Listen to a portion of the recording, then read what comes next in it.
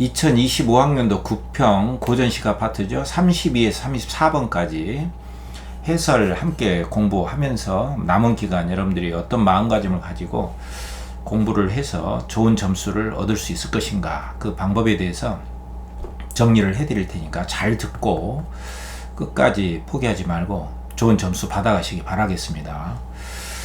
이번에 이제 정철의 두 편의 시조하고 조존성의 호하고 연시조가 나왔지 않습니까? 이게 문제가 너무 쉬웠어요.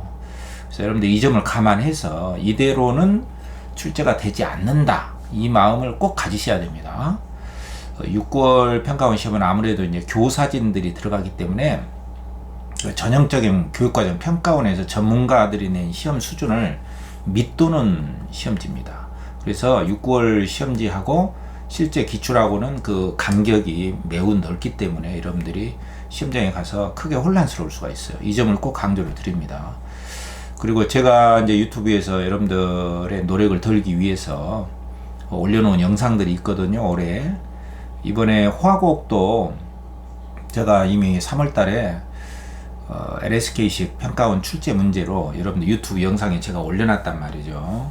그 중에 가장 유력한 작품으로 연시조로서 제가 꼽았던 작품이고, 또 그 걱정과 기대가 섞인 그 부분이 딱 이번에도 출제가 됐습니다. 근데 이제 뭐 적중을 했느냐 안 했느냐 이것보다도 그것도 중요하죠, 물론. 그렇지만 어떤 작품이 나와도 여러분들이 능수능란하게 시험장에 가서 잘 대응을 해서 처리해낼 수 있는 그러한 어떤 그 스킬적인 부분도 있어야 되겠고요. 메타인지적으로 몰라도 능수능란하게 풀어낼 수 있는 그러한 그 능력을 갖추는 게 가장 중요하다고 보거든요. 근데 이제 제가 늘 이야기하지만 교육과정 평가원 시험은 그냥 학교 내신하고 모의고사나 이런 거 교육청 문제하고는 조금 거리가 있습니다. EBS하고는 더더욱 거리가 있기 때문에 여러분들이 제가 낸 문제, LSK식 평가원식 문제를 꼭 좀 주목해 줬으면 좋겠다, 이런 말씀을 거듭 당부를 드립니다. 그래서 이번에 이제 제일 쉬운 문제부터 풀어 나가겠는데, 세 문제. 어쨌든 제 유튜브 영상이라도 잘 챙겨 보시고 좋은 결과 얻었으면 좋겠어요.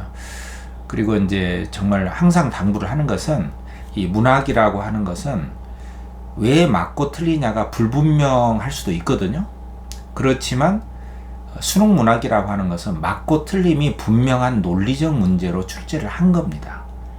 그래서 여러분들이 제 강의를 들으면서 어떤 것이 왜 틀렸고 왜 맞았는가에 대한 분명한 이해도가 있어야 된다는 거. 그래서 답이 뭐냐, 딸랑 그것만 해서는 안 되고요.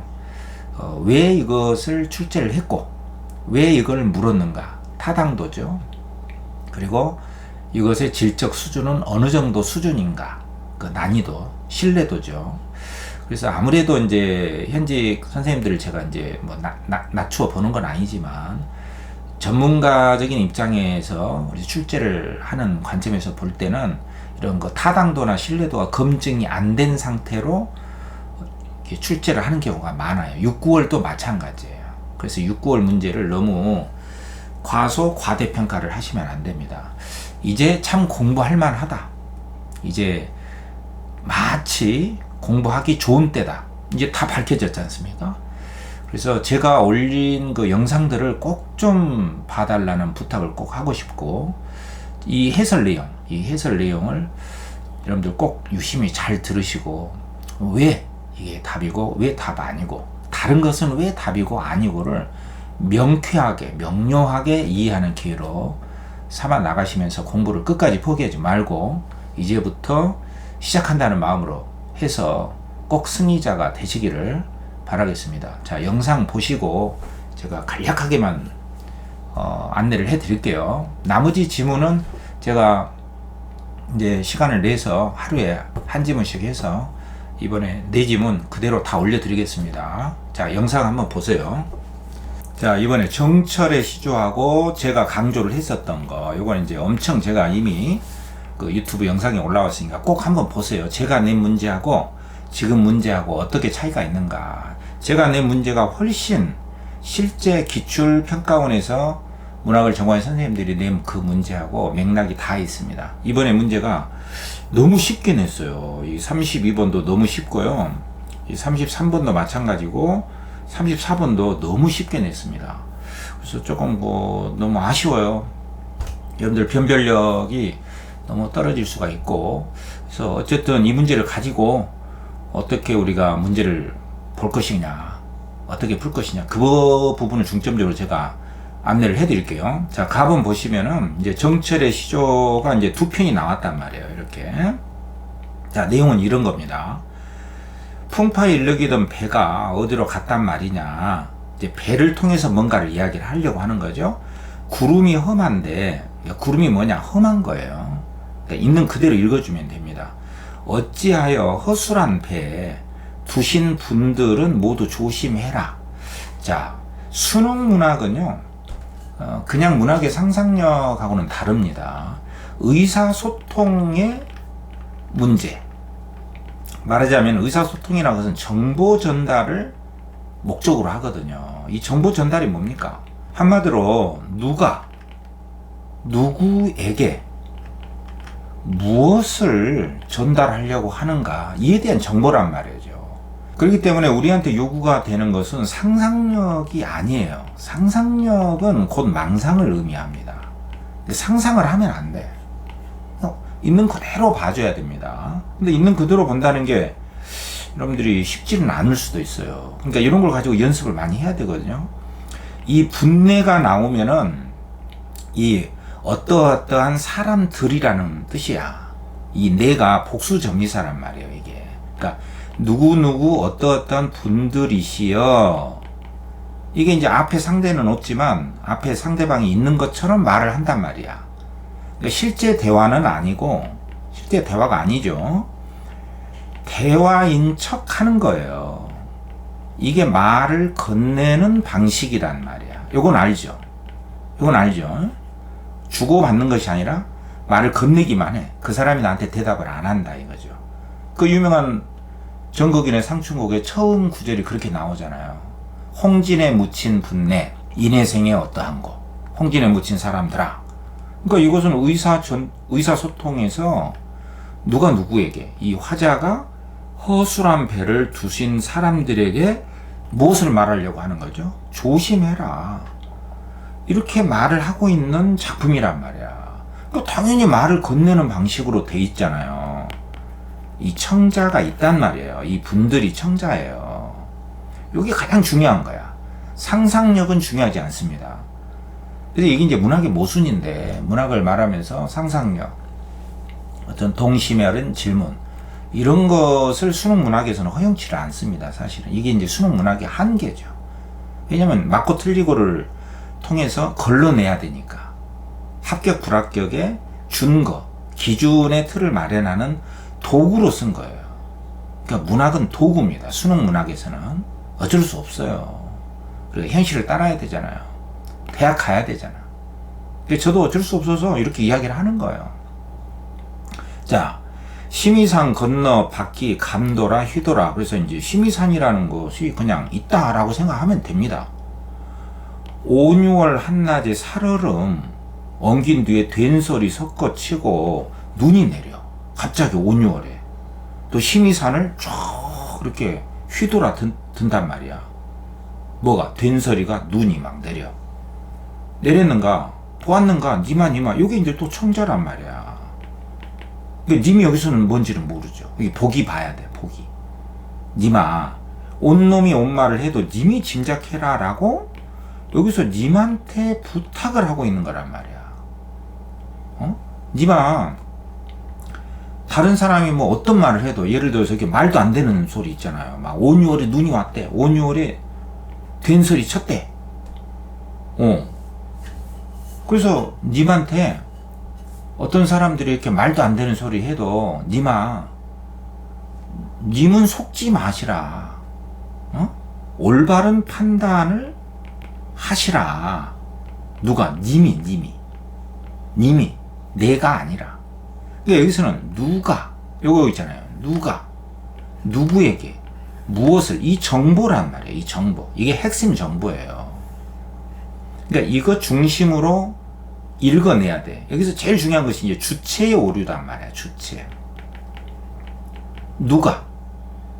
그러니까 짐작하소서로 말한 것은 누구야? 화자죠. 그럼 조심해야 될 것은 누구야? 님이란 말이야. 화자가 조심할 문제가 아니야.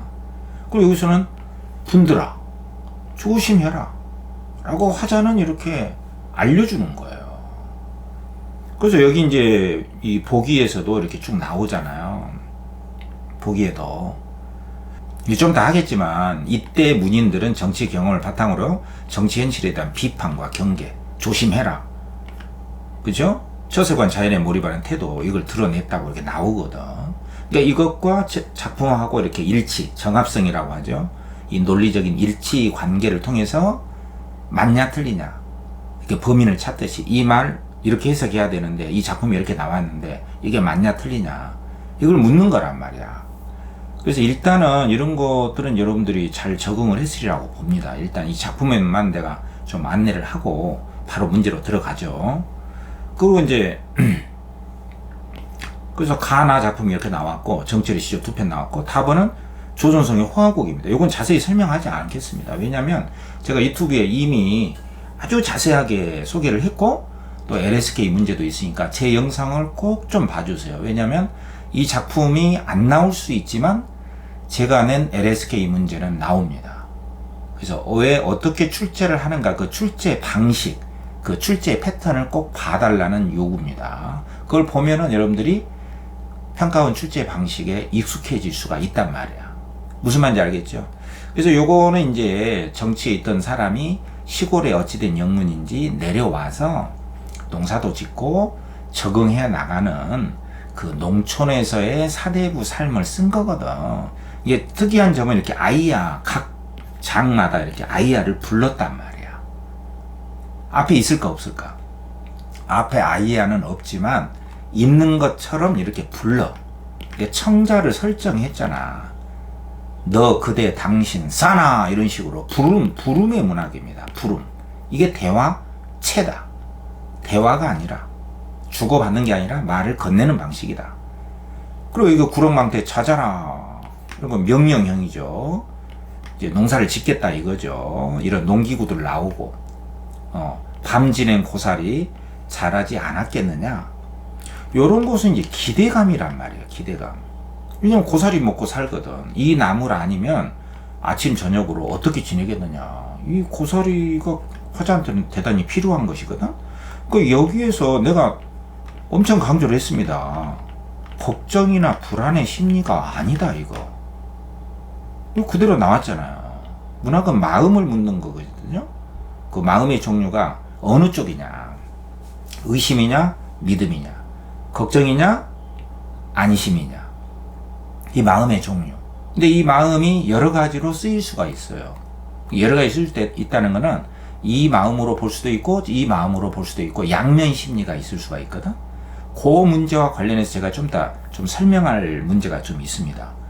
지금 이 부분인데 33번에 3번 요 부분인데, 이 걱정이 있다. 근데 걱정만 있느냐, 다른 것도 있을 수 있어. 일단 작품을 한번 보고. 그래서 이수에도 아이야 도롱이 삭가 잘해라 이렇게 명령을 하고 비가 내린다. 미늘 없는, 낚시 바늘 없는 낚시를 메고, 고기를 잡으려고 하는 뜻은 없죠. 그냥 풍류를 즐기는 거예요. 흥취를 즐기는 거죠. 여기 있잖아. 즐거움이란 말이야. 즐거움. 그러니까 이게 지배적인 정서는 즐거움이야. 그러니까 뭐 걱정, 불안 이런 것이라고 해석을 하면 안 된다. 이 점을 꼭 체크를 해야겠지. 그 다음에 삼수의 아이야 죽조반, 죽 같은 거, 다오, 일이 많다, 나 먹고 가서 일해야겠다. 서투른 따비, 누구와 함께 잡을 거, 요거 있잖아. 요거를 내가 LSK식 문제로 냈잖아요. 이거 나올 수 있다. 이거 나올 수 있다라고 냈거든. 이번엔 나왔잖아요. 여기 나왔잖아. 여기 33번에 일수 중장과 삼수의 중장에서 이게 나왔으니까 그냥 문제 풀어버릴까? 일수의 중장, 요거 있잖아요. 요거 고사리 벌써 아니 자랐으랴. 요거는 뭐야? 기대감이단 말이에요. 그리고 이수의 중장은 뭐야? 삼수의 중장은 뭡니까? 요 부분 아닙니까? 요 부분. 일수 중장과 삼수의 중장에서 그랬잖아. 33번 그냥 문제 풀어버립시다. 그냥. 그럼 이 부분에서 화자의 걱정이 강화가 되고 있느냐. 지금 이거는 걱정이 있을까 없을까? 요거 내가 엄청 강조를 했잖아요. 이 부분 그대로 나왔잖아요.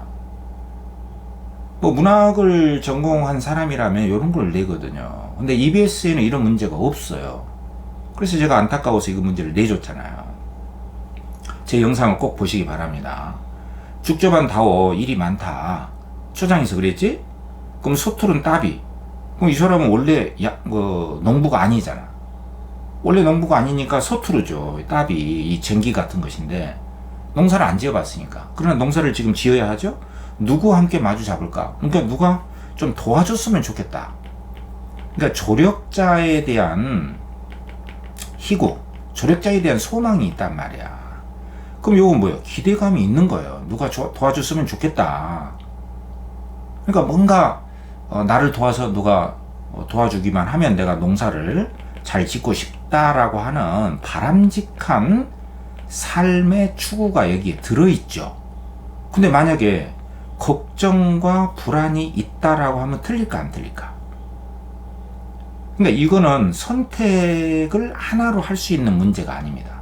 결론부터 이야기하면 누구와 이걸 마주 잡지? 이 따비를 누구와 함께 잡고 한번 농사를 잘 지어볼까? 근데 여기에 이제 막 아무도 나를 도와주지 않을지 몰라. 이건 없어요.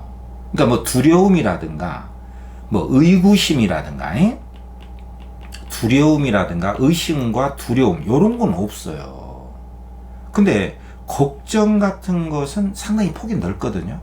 그러니까 걱정이라고 하면은 무조건 틀리다라고 할 수가 없는 거야. 그럼 이럴 때는 문제를 어떻게 풀어야 됩니까? 이럴 때는 확실한 것을 찾아야 됩니다. 그러니까 모르겠다. 자, 이건 모르겠다. 여기 보면은 선지에 보면은 화자의 걱정이 있는데 이 걱정을 여기 제3수 종장에서는 모르겠다. 이렇게 놔두고 그러면 일수는 어떠냐? 일수 중장은 여러분들 이렇게 풀었죠? 일수의 중장은 어떻게 되는 거야? 여기 얼마나 잘했으랴? 여기에 무슨 걱정이 있습니까? 그러니까 확실한 것은 이게 틀려서 이걸 끄어줘야 된단 말이에요. 근데 여러분들이 이렇게 확실하게 할 수 있어요? 이거는 이제 여러분들이 이제 시험장 가서 잘 찍어줘야 되거든. 사실 문학에서 이런 거 가르치면 안 되는데 찍기 연습을 해야 된단 말이야. 그러니까 요거는 오인데 이거는 의학이잖아. 의학 이럴 수는 없다. 그럼 요걸 적절치 않은 걸 찍어줘야 된다고. 무슨 말인지 이해됩니까? 그러니까 이걸 가지고 고민을 하면 안 돼. 누가 마주 잡을까? 나를 안 도와줄지 모른다. 의구심 그건 아니지만 누가 마주 잡을까? 그럼 여기는 뭔가 어떤 걱정도 있을 수가 있잖아요. 그래서 제가 호화곡 설명할 때 이런 것은 조심해야 된다. 이 마음은 두 가지 이상으로 해석이 가능할 수 있다. 이전까지 분명히 내가 이야기를 해줬잖아. 그랬죠? 그 영상을 한번 보세요, 제발. 너무 답답해, 이런 것은. 여러분들이 제 강의 이 내용을 들으면 얼마나 좋을까 하는 생각이 들어요. 어쨌든 제일 중요한 것은 나 같으면 이렇게 내요. 바람직한 삶의 추구. 여기서 뭐 윤리 도덕적으로 바람직한 걸 말하는 게 아니에요. 자기가 바라는 것이 있으면 바람직한 삶의 추구가 되는 거란 말이야. 이런 게 중요한 거예요. 그러니까 뭔지 몰라도 이것만큼은 맞다. 그러니까 문학에서의 기본 개념이라든가 이런 원리에 대한 이해가 어때? 시험장에 가기 전에 더 탄탄하게 한번 확인을 해줘야 되는 것이죠. 여러분들이 마지막까지 제가 올린 영상들을 존말로 할 때 꼭 좀 듣고 공부하세요. 이거 무료잖아요. 여러분들을 위해서 그냥 올려주는 거예요. 잘 활용하세요. 그 마지막에 두어라 성세 군경, 이 태평성대 역군은 임금 감사. 그 마지막에도 아이야 손 먹여라.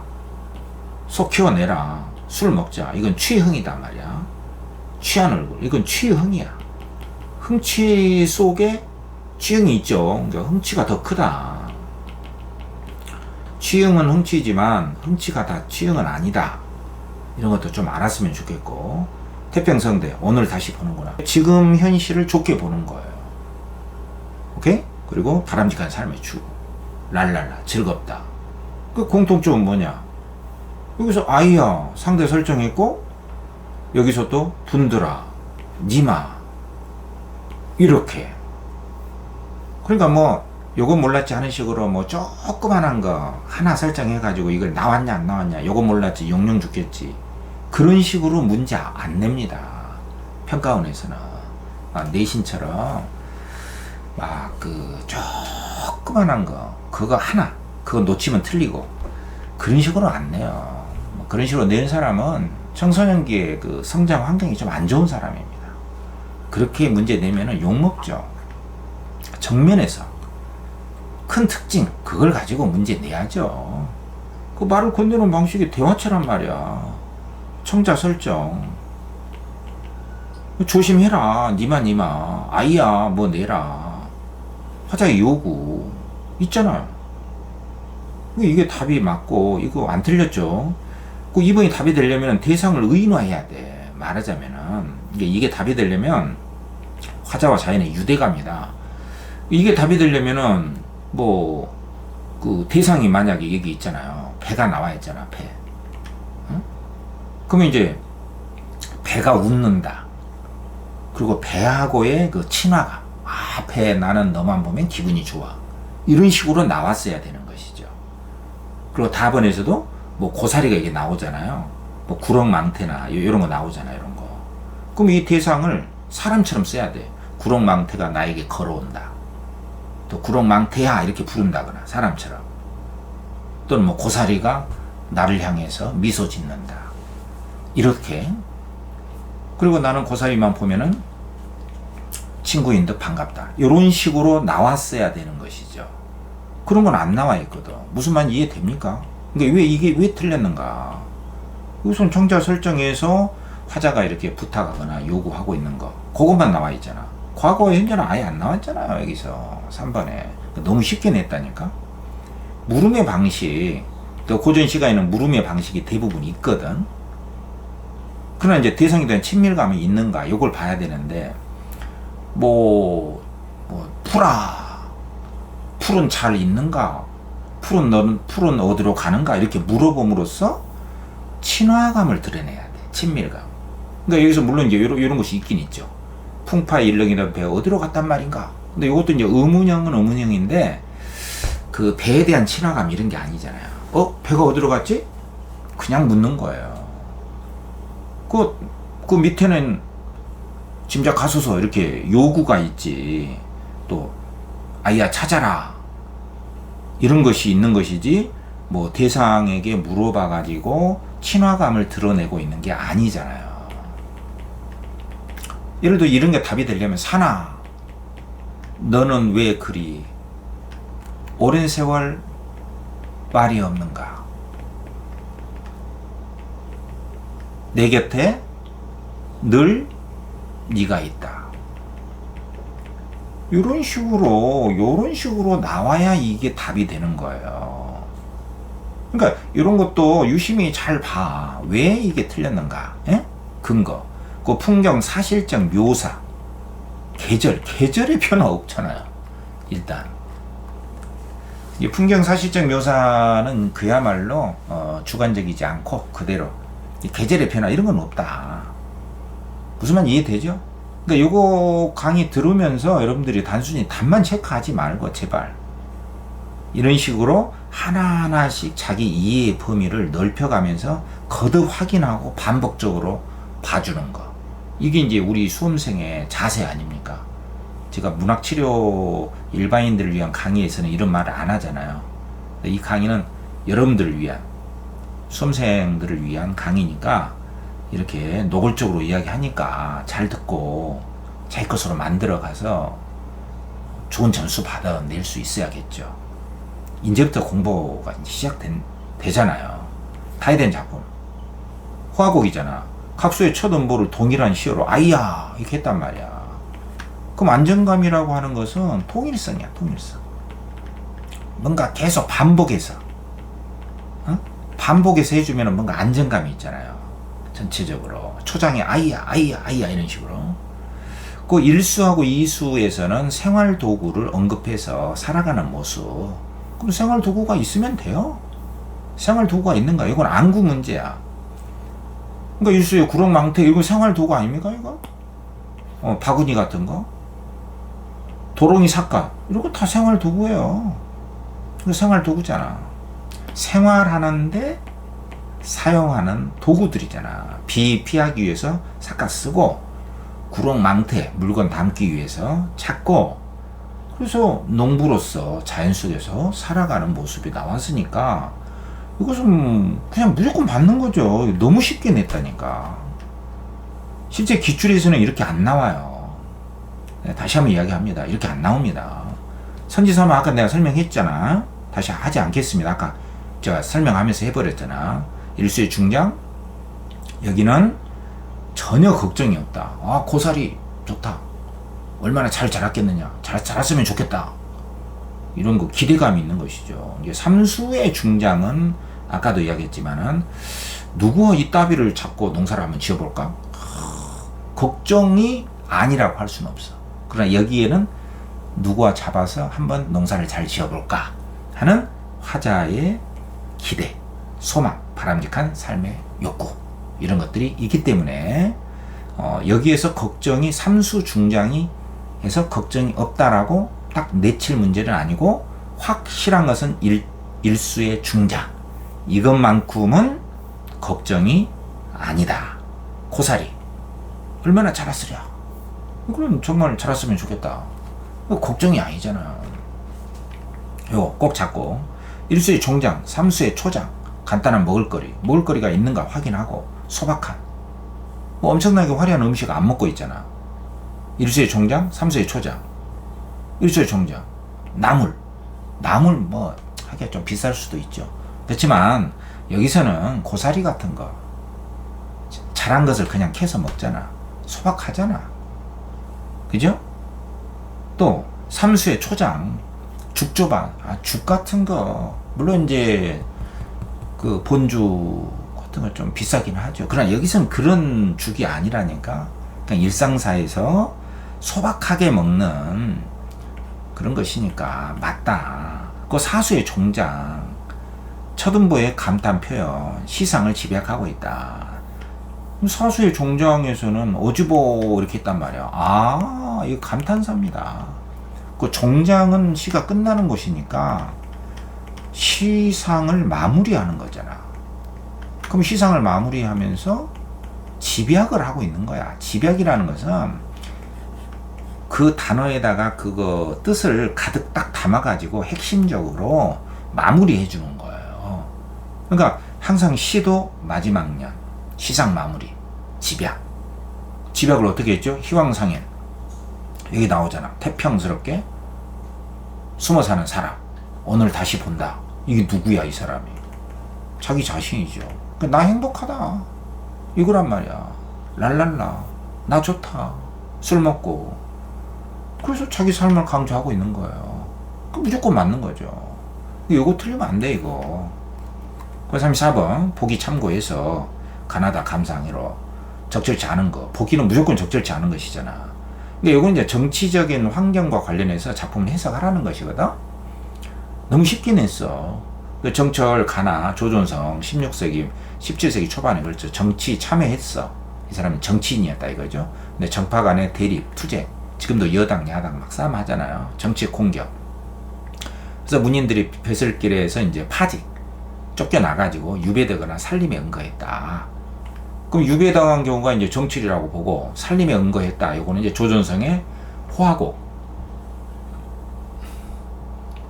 이라고 볼 수 있겠잖아요. 정계에서 소외된 상태에 놓이는 경우가 잦았다. 어쨌든 이제 소외된 상태, 정치를 지금 하고 있지 않다. 이 과정에서 문인들은 자기 정치를 바탕으로 정치 현실에 대한 비판, 경계, 이거 하지 마라. 조심해라. 또 임금한테도 조심하시오. 이런 식으로 가에서 나에서 정철이가 이렇게 썼고, 처세관 자연의 몰입, 요건 이제 다에서 조존성의 호화곡에서 술 먹고 즐기고 가장 태평스러운 사람은 나다. 이렇게 했다는 거야. 그러니까 가나다에 이제 연결을 시켜야겠지. 이 보기 내용을. 그러니까 요거는 이제 답을 어떻게 찾아야 되냐면은 이렇게 이제 이렇게 조건을 주잖아요. 뭐뭐라면 그럼 이 앞부분은 틀린 게 아니야. 이거 가정이니까. 정치인이라면 이건 가정이니까 무조건 맞다고 봐야 돼. 여기에 보면은 관료라면 이런 비유한 표현이라면 4번에도 임금이라면 그럼 여기서 거부하면 안 된다니까. 임은 임금이 아니지. X. 이렇게 문제 푸는 게 아니에요. 이것은 좋은 말로 할 때 받아들이세요. 임금이라고 한다면 뒤에 부분을 봐야지. 비늘 없는 낚시와 욕심 없이 사는 사람을 의미한다면 요건 맞다니까. 이 앞에 부분은. 그러니까 A라면 요거는 맞다. 근데 이제 B 요 인과관계를 잘 봐야 된단 말이야. A라면 B에서 요 인과관계, 인과적 논리를 잘 봐야 된다. 자, 한번 보세요. 1번 풍파가 험난한 정치였고 정철이가 일릉이던 배가 시련을 겪은 관료의 우의적 표현이다. 이건 먹고 들어가. 이렇게 보면 가해초장은 당정에 휘말린 사람이 정치적 소위 상태에 놓인 것이다. 맞잖아. 왜 여기서 지금 배 어디로 갔지? 구름이 험한데? 처음 나왔는가? 어찌하여 이 허술한 배를 두신 분들 모두 조심해라. 그럼 이 분들이 바로 이 풍파에 움직이는 배 주인이야. 배 주인. 이게 정치인들이란 말이야. 정치인들 조심해라. 정치가 그만큼 험하다. 그렇게 해석할 수가 있겠죠. 그래서 의미한다가 아니라 의미하겠군. 말하자면 이렇게 해석의 가능성을 부여한 거란 말이야. 그러니까 요거를 문학에서의 비논리성이다 이렇게 보면 안 돼요. 이건 해석의 가능성으로서 문학의 논리를 말하는 거야. 문학의 논리. 이 사람이 이제 시련을 겪은 관료라고 한다면 시련을 겪은 관료니까 당쟁에 휘말린 사람이고 지금 정치적으로 소외된 사람이란 말이야. 그렇게 해석할 수 있잖아요. 그 다음에 2번도 구름이 험하다. 이것도 지금 세상이 험해. 정치적 위기. 또 허술한 배를 두신 분들. 이 사람들이 신진 관료. 지금 정치적 상황이 안 좋거든. 근데 정치에 이제 처음 나온 사람들이다 이거죠.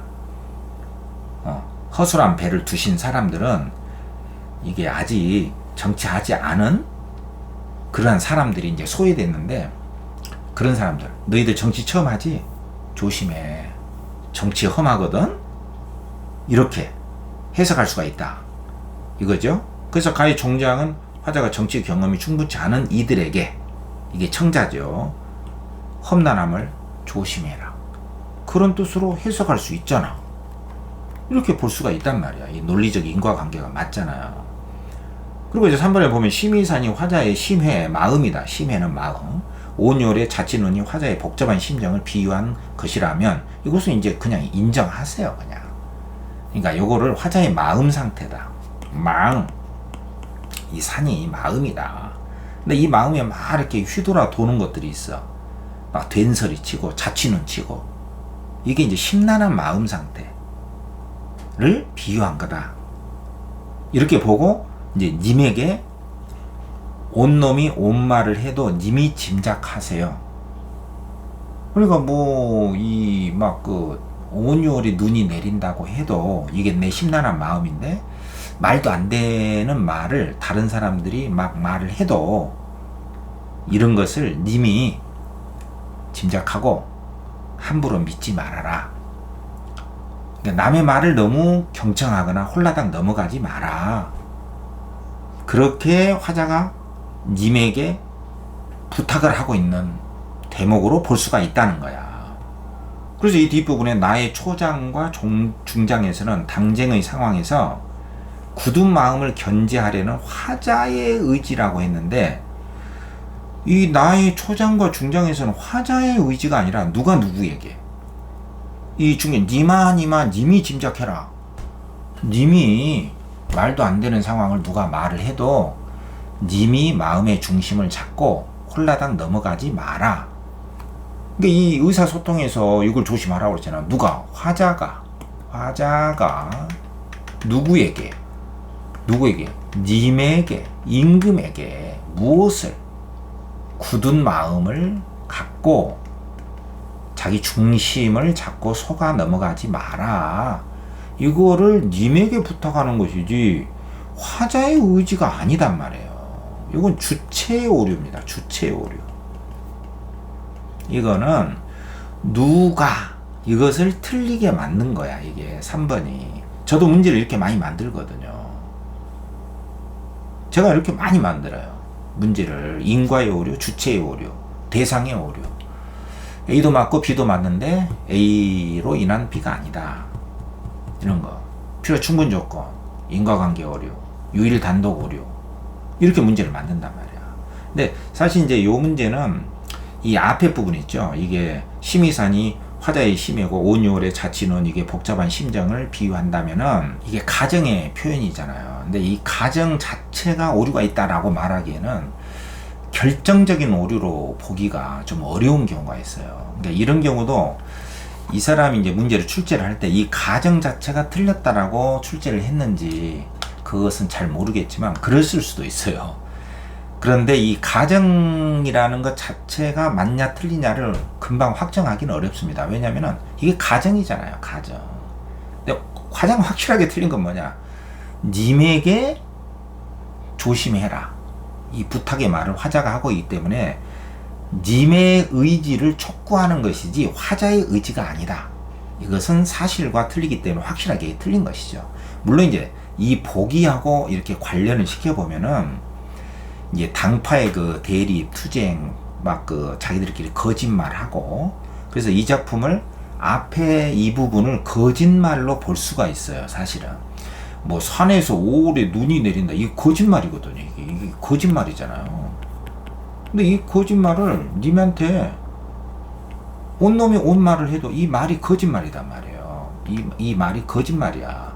아무리 거짓말을 해도 님이 거짓인 줄 알고 중심을 잡아라. 응? 나쁜 당파에 넘어가지 마라. 이런 뜻으로 쓴 것이거든요. 근데 여기서 갑자기 심의산이 화자의 마음이고 온유를 화자의 복잡한 심정을 비유했다라고 했으니까 이 가정 자체가 조금 미심쩍은 부분이 있습니다. 이게. 그래서 이 가정하고 이 뒤에 나와 있는 요 부분이 논리적 인과관계가 맞지가 않아요. 사실. 그래서 이렇게 출제했을 가능성도 있습니다. 그런 논리에 의해서 이게 틀렸다라고 말을 할 수가 있어요. 그러나 실제로 기출문제에서는 이 가정 자체가 틀리게 A라면 이렇게, 그리고 이 보기하고 결정적으로 어긋나지 않는다면 가정의 문장의 앞에 부분은 틀리게 내지 않습니다. 이 점을 여러분들이 감안해서 문제를 풀어나가시면 됩니다. 무슨 말인지 이해되죠? 그 다음에 4번에 온 놈이 온 말을 하는 상황이 막 비방과 모략, 공격, 거짓말. 이거 맞잖아. 님이 임금이라면 이거 맞잖아요. 나의 총장은 임금이 잘 판단해달라. 주체가 임금이야, 임금. 그러니까 이 3번하고 4번은 배타적 선지예요. 임금이 잘 판단해달라. 그럼 주체가 임금인 거예요. 근데 4번은 화자의 의지라고 했으니까 주체의 오류가 틀려서 3번이 맞으면 4번이 틀리고 4번이 맞으면 3번이 틀릴 수밖에 없는 두 개가 배타적 선지이기 때문에 여러분들이 이런 것도 잘 봐야 되겠죠. 4번이 맞습니다. 그 다음에 5번에 미늘 없는 박씨, 낚시 바늘이 없는 낚시다 이거죠. 그만큼 욕심 없이 무효, 은둔자, 의미한다면 이거 맞단 말이야. 이렇게 앞에 조건 문장은 맞아요. 그래서 종장은 자연과 더불어 지내는 화자를 드러낸다. 재밌게 랄랄 놀고 있잖아요. 자, 여기까지입니다. 여러분들이 이런 해설을 이렇게 함께 듣고 유심히 들여다보고 다시 한번 생각해 보는 이유는 이 작품이 다시 나오기 때문에 보는 것은 당연히 아니죠. 그렇지만 이렇게 다시 한번 들여다보고 자기 사고의 문제점이라든가 또 출제의 논리, 출제는 어떻게 이루어지는가에 대한 그 프로세스, 이런 과정들을 유심히 들여다보면은 보다 더 선명하게 시험장에 가서 여러분들이 정답을 골라낼 수 있는 그 힘이 생깁니다. 이 말에 믿음을 가지고 이제 끝난 것은 하나도 없다. 이제 시작이다. 시작하기 참 좋은 때다. 이 마음가짐을 잃지 마시고 올라오는 영상들 잘 챙겨보시고 해설 강의 내용 잘 마음에 새기면서 마무리를 잘 하시기 바랍니다. 오늘 여기까지 하겠고요. 나머지 지문들 있죠? 제가 한 지문씩 제가 시간 나는 대로 잘 챙겨서 올려드릴 테니까 잘 듣고 공부하시고 좋은 점수 맞아서 대학에 꼭 합격하기 바라겠습니다.